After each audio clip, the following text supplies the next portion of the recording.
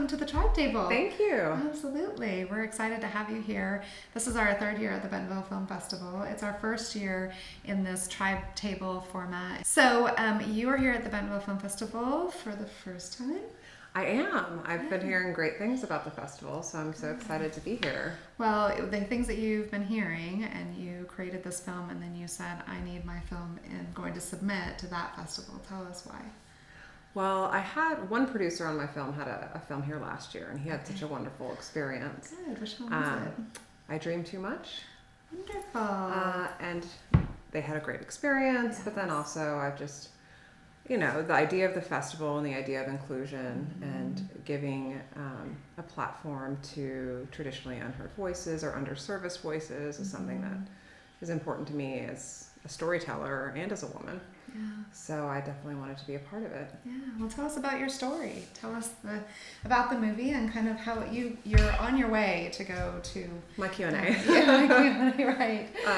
To go to something. But so tell us a little bit about it. Yeah, Good After Bad is a coming of age story about a young girl who befriends a much older man, and they form an unorthodox friendship that changes them both. Yeah. So at its core, the story is about the family that you choose and the line between mentorship and love, and about the power that one person has to kind of change your life. Yeah. I think that the compelling, synopsis, of course, you can't tell everything about a movie in a synopsis. Right. But I will say that just the basics that I was able to read, I haven't been able to see it yet. But the reason that I was attracted to it and really wanted to talk to you was because there are so many good, it seems like stories around boundaries. Because she doesn't have a healthy relationship with her mother, and sometimes we feel like we're born into a family that's just going to be our family, and really it's about the tribe that we choose. Absolutely. And so it seemed like that was a real heart of your film, maybe. It definitely is the heart of my film, and it was a big part of my life. I do have a wonderful family, but I was fortunate enough to have a couple mentors come into my life at different points in my life when I really needed it, male and female.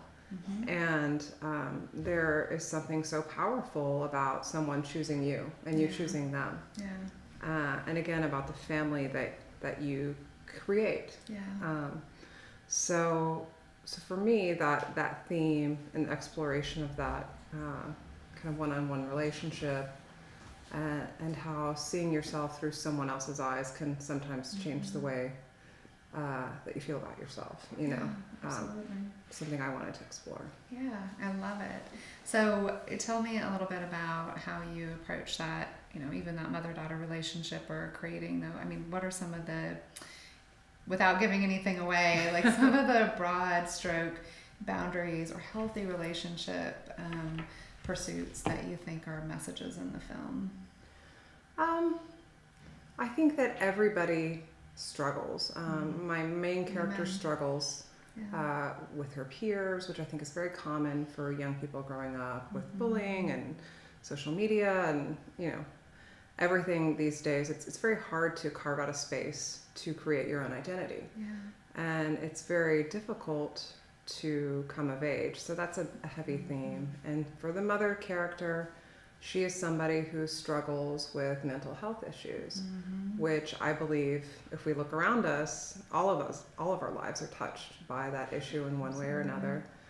And people aren't perfect, and you're not going to have the life that you necessarily envision, but everybody's love is important. And the love that people are able to impart, even when it's flawed, is important to accept. And the idea of growth and accepting others is also a big theme in the film. Oh, huge. I love that. And because of the age of your main character, I think that is in the work that we do through Tribe of Women. We talk to women of all ages, but that is that self-acceptance is really that catalyst to how we accept and engage with others as well. And it's like none of us are doing it right? It's just it's so hard. It always has been hard. It's going to continue to be hard. But I think now is an interesting time because women's voices are rising up, and but that really doesn't change the idea of coming of age. It's always just difficult to figure out who you are to figure out your place. But I think that the important message for women and young women now is that the sky's the limit, and that you can really do everything, and you don't have to accept the status quo. And you can share your story and have it find other stories that are like yours and not feel alone in that journey as much. Absolutely. That's awesome. Well, so where are you in your festival journey, speaking of journeys, and where do you go next from here? Well, we've played a number of festivals, and so we're kind of we probably will play a couple more, but we're kind of nearing the end of our festival run. Good. And we have a great sales company that's come on, Shoreline Entertainment, to rep the film and get us out there. Good. So hopefully pretty soon we'll have distribution in place, and we'll be able to stream and see it in other avenues. Well, I hope that it will, and we don't have a lot of time to talk about some of the other storylines, but the mentor storyline and just kind of those acceptable love storyline and age and all of those things start to come into play. So you have a multi-faceted, multi-layered movie. So I do hope that it finds that place, and it finds it to a broader audience. That'll be awesome. Me too. I mean, the audiences here have so far been really wonderful, and it's been getting a good reception. So I just hope that it speaks to people, and that it's something that can get out there in the lexicon and be a positive force. It will be, and that's the whole point of this festival, and what if you can see it, you can be it, and those messages that we need that are so deep. Well, thanks for being such a great storyteller. Thank you. I'm excited. I really.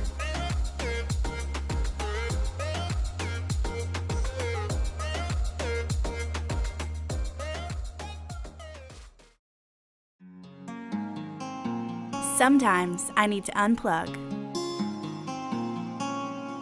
Sometimes I've got to reboot.